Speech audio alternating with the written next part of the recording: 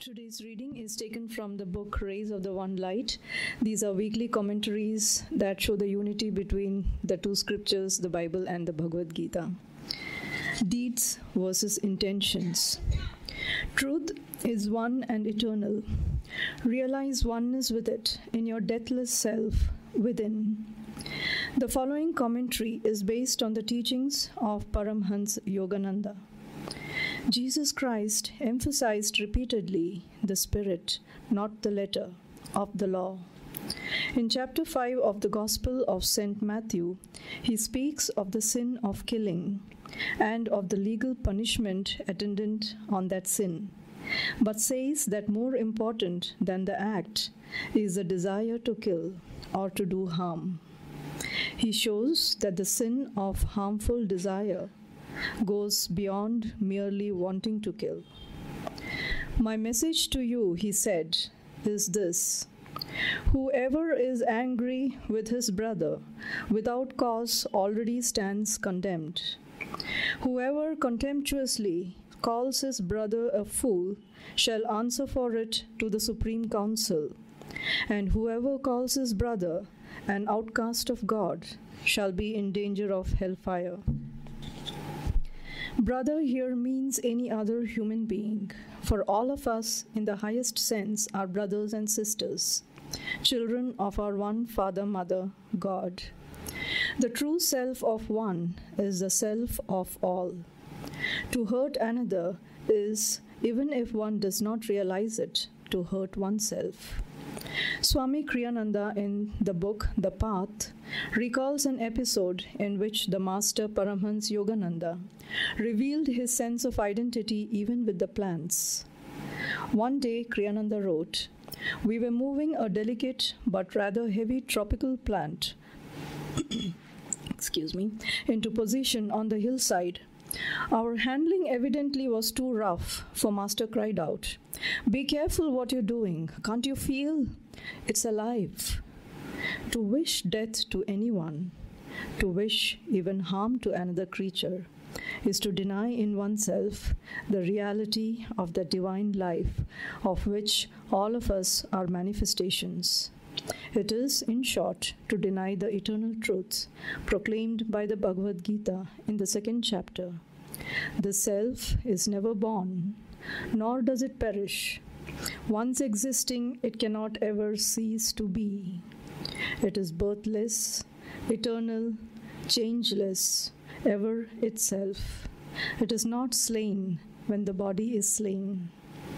Thus, through Holy Scripture, God has spoken to mankind." Hand it over to Latha. Thank you, Blazy.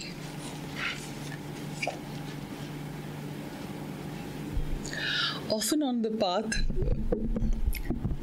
we find that it gets more and more difficult with Kriya. And the reason is that it's almost like a searchlight is upon us. And everything gets magnified manyfold. Every little thought that we have, every little action that we do, we have to tread very, very carefully. Thank you. And there is a point at which Swamiji says that it's almost like you have a searchlight on your mind, which you need to turn inward to watch your thoughts, because the thoughts that you give energy is what manifests in everyday life. So watch your thoughts, lest they become actions, was a saying from Mahatma Gandhi. And that's so difficult. Don't we all have negative thoughts? They keep coming to us, and there could be different triggers, but one way or the other, those thoughts come to us. And then the big question is, what do you do then? What can we do about the thoughts that come to us? There are a number of things that we can do about them. One, of course, is to immediately shut that thought and replace it with a positive thought. And one way of doing that is japa, where you have your favorite mantra or your favorite chant and start to chant that mentally, and that thought will not get energy from you and will slowly die down. Easier said than done, but has to be practiced with a lot of concentration. And over a period of time, we develop that strength to kill those negative thoughts right at the point where they enter our mind. There's a story of Master. These are from the early days when he went to America. So we call Paramahansa Yogananda Master, for those of you who are new. And he was in America and was being driven around the country for his talks.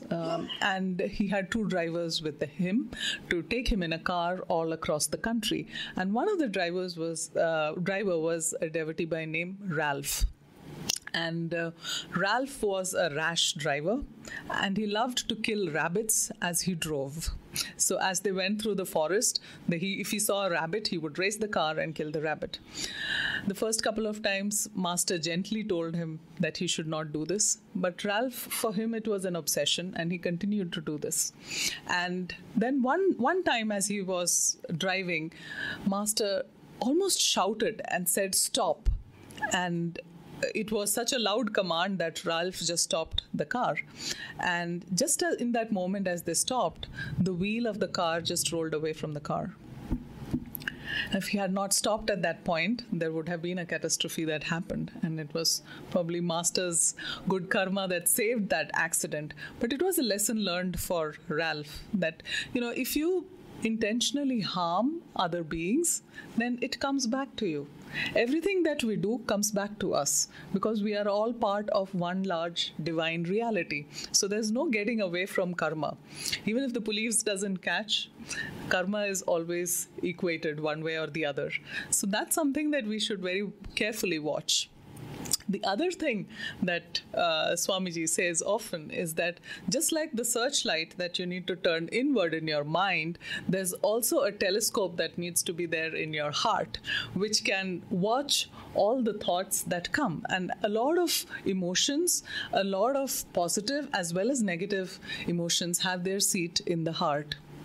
So what are some of the negative things that reside in the heart? It's fear. It is anger, it is doubt, desire, jealousy, grief, hate, guilt. So many of them. And at some point or the other, it always comes to us. And we find that, once that emotion rises, it pretty much consumes our whole being.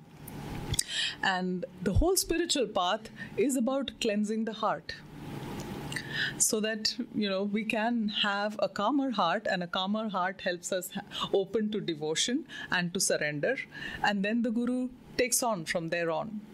And it is, I think, in the holy signs that Sri Yukteswarji talks about the dark meannesses of the heart, the dark heart.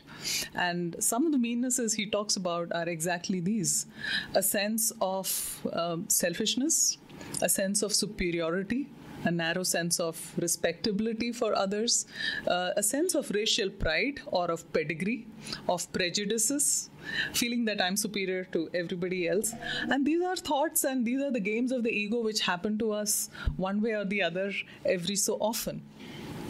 But if we can then cleanse our hearts, then that's the way forward. And then it comes to the question, how do we cleanse our hearts? We need to open it first. And the way of opening is very simple. Chanting is a great way to open the heart. And that's why before every sadhana, if we have a good chanting, a couple of chants, then it just uplifts us and takes our energy up to the heart. And that's why we call it half the battle. There's a little story I'd like to share with you. This is the story of Sabri. Sabri was a little devotee girl who lived in the forest, and around her lived a lot of hermits or ascetics, let's call them, who had deep practices. Very austere practices, and they did great yoga postures, they did very stringent long hours of meditation, and they were all seeking Ram, and so was Sabri. Sabri's devotion was a very simple devotion, and all that she kept in mind was that I need to sweep the path so that when Ram comes, he can find the way into my home. And all the sages made fun of her, saying that, you're sweeping the forest all the time, but when Ram comes, he's going to look at what is your spiritual practice like. And they had a very strong and hard practice that they practiced every day. And one fine day, Ram did come. And it's everybody's guess. Where did Ram visit? He visited Sabari's home. And the reason was, he saw the devotion and the simplicity. This is where the intention and the deeds were completely married to one purpose, which was to welcome Ram. While all the sages had their deep practices, were extremely learned, and did a lot of austerities and severities with themselves, what they lacked was an open heart. And when the heart is closed, Ram cannot come. So it's a simple reason why we want to always have an open heart and have a mind that is clean and pure, so that we are able to uplift ourselves and move forward on this journey. Like Blazy Red, once it begins, it doesn't end, because even in death, all that happens is the soul passes on. So it is a deathless self, and it is multiple incarnations that we are talking about. And we want to go forward, not backward. Yogananda explains very simplistically, but very, very difficult to watch and practice, the whole cycle of how this thing happens. How do we get into trouble? So he says it all starts with a simple attraction to sense objects, which could be different things for different peoples. For someone, it is money. For someone, he broadly classifies attractions into three categories. It is wealth, it is wine, or it is sex. He says broadly all the attractions can be classified into these three big buckets. And within that, of course, wealth, then there is, job, or there is money, or there is house, or there's car, or whatever. And each of these can be categorized. But broadly, if you look at it, in this lifetime, your struggle would be one of these three things. And so what happens? You have this attraction, and then at some point, you start to put more energy into it, to a point where it becomes an infatuation. You can't live without it. When you don't get it, you get angry. There is anger that comes in. There is frustration that comes in. And that goes on. And as it goes on, what starts to happen is you start to forget your own higher self. And when you forget your own higher self, the ultimate catastrophe for a yogi happens, which is the annihilation of the spiritual life. And that is how people fall off the spiritual path. It starts in a small way, but then it grows into the worst possible thing that can happen. And many times when you fall, it takes multiple lifetimes to come back there where you left it. Because delusion and Maya is so strong in its pull. It is Satan who's visiting us every time we go through a dark phase in our lives, in our spiritual practice. A lot of times when the energy drops, what happens? The mind also drops. There are phases of depression. There are phases where we don't want to do anything. We feel, very tamasic at that point of time, attracted to all the wrong things. And even small attractions land us in very big troubles.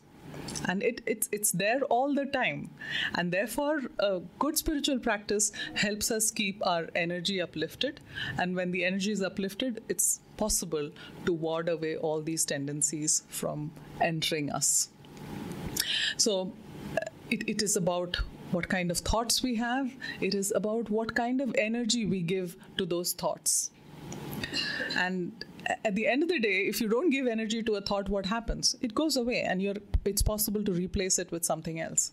But the moment you start to water, nourish, self-pity can be one way of doing it. The other could be, just feeling victim, feeling lost, feeling good to feel sad.